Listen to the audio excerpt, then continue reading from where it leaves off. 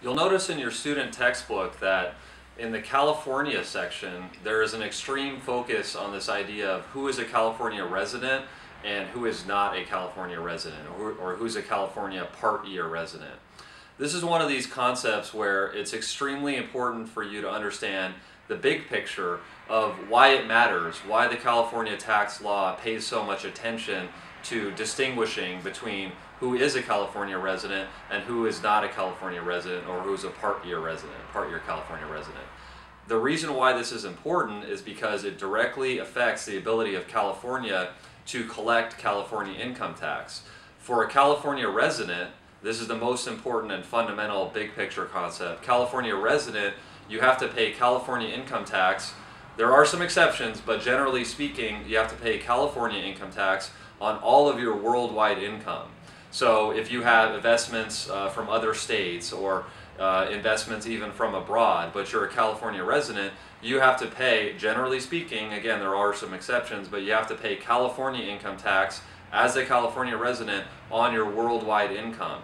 For a California non-resident, you don't have that high requirement. You don't have as much potential tax liability to California as a resident. And so for the California tax system, there are a lot of lengths that are gone to and different rules and tests about who's a resident and who's not a resident. But for you as a beginning tax preparer, you have to really understand, why do they care so much? You know, why is it so important? Why is so much time spent in your student textbook, but also in California tax law, discussing who's a resident, who's not a resident, who's a part-year resident?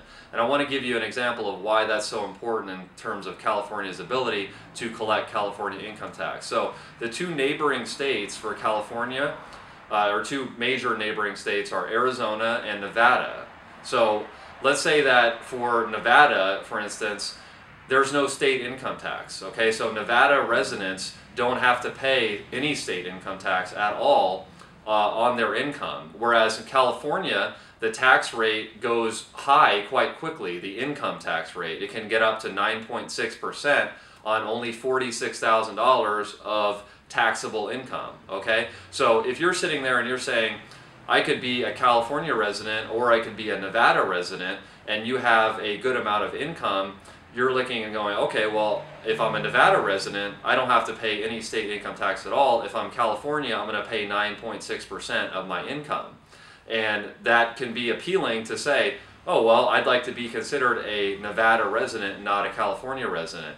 Obviously, the state of California is not going to like that. If you actually are a California resident, but you're avoiding income tax through saying that you're a Nevada resident. A similar thing happens with Arizona. So Arizona's top marginal state tax rate is 4.55%, 4.6% essentially, for tax year 2010.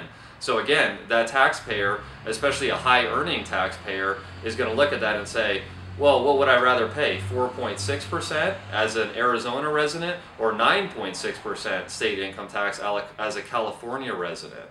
So those are some big differences, and when people, taxpayers, misclassify themselves and say, I'm an Arizona resident, I'm a Nevada resident, not a California resident, there can be a large amount of state income tax for California that's not collected. And so that really is the big picture reason why, you know, there's hundreds of pages in California tax law that have something to do with this idea of who's a resident and who's not a resident. Generally speaking, you won't the large majority of cases are fairly simple. You know who's a California resident and who's not a California resident. The person either lives in California or they don't live in California, or maybe they live for part of the year. Large majority of cases then, it's fairly easy to distinguish, but there are certain gray areas where you will encounter, and especially again with high earning taxpayers. So say you're doing taxes in a place where people have multiple business activities, or they may be between multiple states. They're living, they do business in Arizona and in California, for instance. So those are some of the instances where you will encounter this idea of trying to determine who's a California resident, who has to pay California income tax on their worldwide income, and who is not a California resident and is not up to that high obligation, let's say. So let's talk right now about a couple of the major points of interest, how you determine as a tax preparer who is a California resident and must pay California income tax on their worldwide income, who is not a California resident and is not up to that standard. Now that you understand the basic idea of why it matters whether someone is a California resident or a non-resident, we can talk about a couple of the tests that California will use to determine whether a taxpayer is a California resident and has to pay tax on all of their worldwide income. So the two major rules on this, the first one is the 9-month rule. Now this basically states that if you are living in California for 9 months of a particular year, you are automatically considered a California resident for that year, and that means that all of your worldwide income would be subject to California income tax. Again, there are some exceptions to this, and there are some ways to manage this. Let's say, for instance, if someone's a part-year resident for that other 3 months and was working in another state, there's a way to handle that appropriately. But generally speaking, if someone is living in California for 9 months of the year, and especially if they're working in California, getting California source income, that person, that taxpayer, is generally going to be considered a California resident.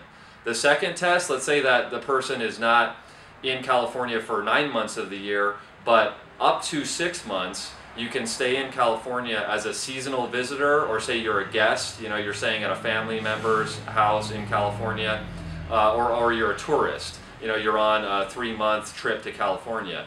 Up to 6 months, you will generally be considered a non-California resident unless you have California source income. So unless you're in California working, but if you're just here as a tourist or a visitor in California, you're not going to be subject to being considered a resident and having to pay tax on California income tax on all your worldwide income. So when you're sitting down to deal with a client that you feel there may be some California residency issues, and you're wondering, is this person needing to pay California income tax on all of their income? You know, maybe they're part of the time in one state, part of the time in another state. Those two rules are the big sort of general ideas that you want to keep in mind. Did the person live in California for 9 months of the year in question? So if you're preparing the 2010 return, did the taxpayer live in California for 9 months of 2010?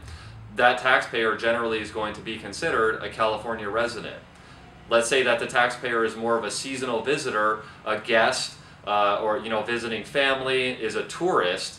Up to 6 months, the person will generally be given a free pass, you could say, in terms of being having California income tax applied to their income. So those are the two big rules that you want to keep in mind, is that 9-month rule and that 6-month rule about who's a California resident and who is not.